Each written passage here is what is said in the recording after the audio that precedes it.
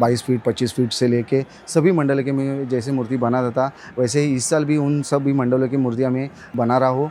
और फ़र्क इतना ही है कि हर साल मैं 25 फीट मूर्तियाँ बनाता था, इस साल छोटी मूर्तियाँ बनाने लिया हूँ।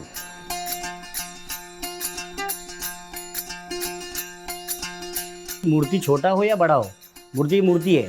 अभी बहुत लोगों का ऐसा भी थिंकिंग है कि हम लोग मूर्ति का हाइट छोटा नहीं कर सकते। लॉजिक नहीं है इसमें। इतना तो तू समझदार है यार, इसके पीछे क्या लॉजिक होगा? भगवान की हाइट डिसाइड करने वाले अपन क्या है?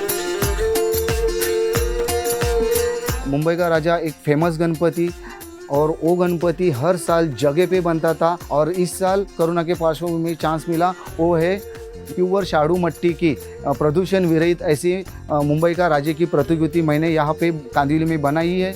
और यही कांदिवली का बड़ा बहुमान है कि आगमन होएगा तो कांदिवली से होएगा। ये मूर्ति हम लोग ने अभी पीओपी वगैरह प्रदूषण हो रहा है और कोरोना के पार्श्वभूमि में गणपति गर्दी नहीं होना चाहिए, तो और ये गणपति विसर्जित भी होना चाहिए। पानी में डालने के बाद तुरंत घुल जाएगी, विसर्जित होएगी। इस हिसाब से ये हम लोग ने मिट्टी की मूर्ति बनाई है।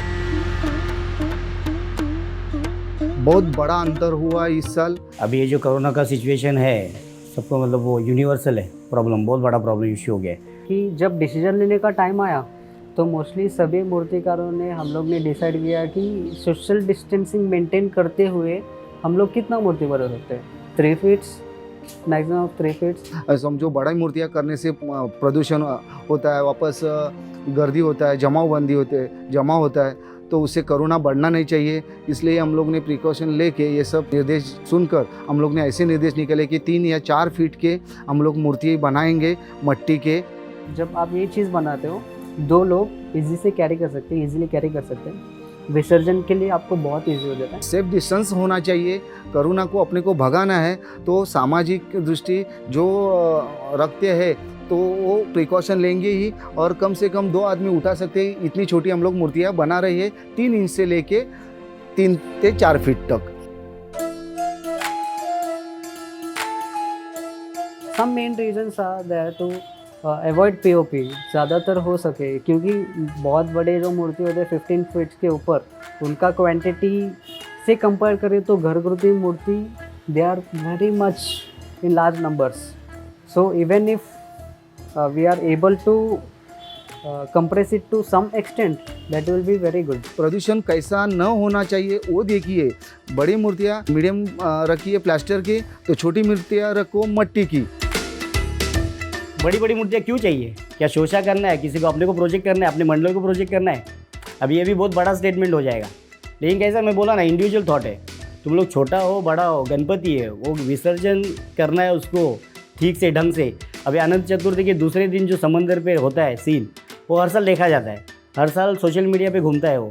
लेकिन उस पर ज़्यादा से ज़्यादा 10 दिन 15 दिन कमेंट होता है, शेयर होता है, बस उसके अलावा कुछ नहीं होता। तो ये जो कनेक्शन है धीरे धीरे वो उत्सव जो है वो फैशन की तरफ ज़्यादा बढ़ गया था।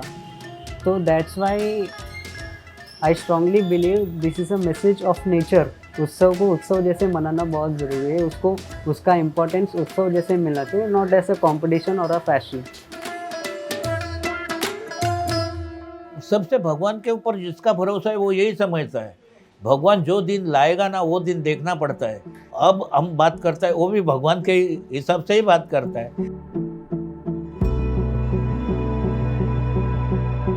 तो ये सब कुछ हो रहा है उसकी तरफ से ही हो रहा है। क्योंकि काफ़ी लोग सोचे ही नहीं इस बारे में, तो कैसे बताएंगे।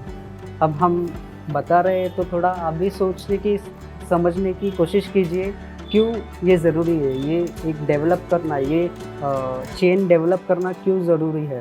ये भगवान का ही निर्देश है कि प्रदूषण रोका जाए और सब वर्कर से लेके भक्तगण से लेके मूर्तिकार तक सेफ रहे।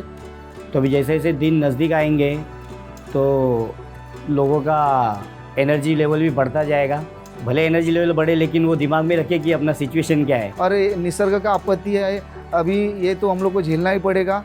लेकिन अगले साल हम लोग जय्यत तैयारी करेंगे, इस साल कोरोना को भगाएंगे। इस कम तकलीफ हो, ये थोड़ी चीज़ें हमको प्रिकॉशंस लेनी है। 20% में अपन सेलिब्रेशन करेंगे, नेक्स्ट ईयर पूरा 100% कर सकते हैं इस बार अगर सेफ रहे तो। आगे आने वाले पीढ़ी तक कैसा चलेगा और सुख शांति से सब जन मिलेंगे और सुख शांति से ये सब जो उत्सव है वो पार पड़ेगा, इसके लिए दुआ मांगो।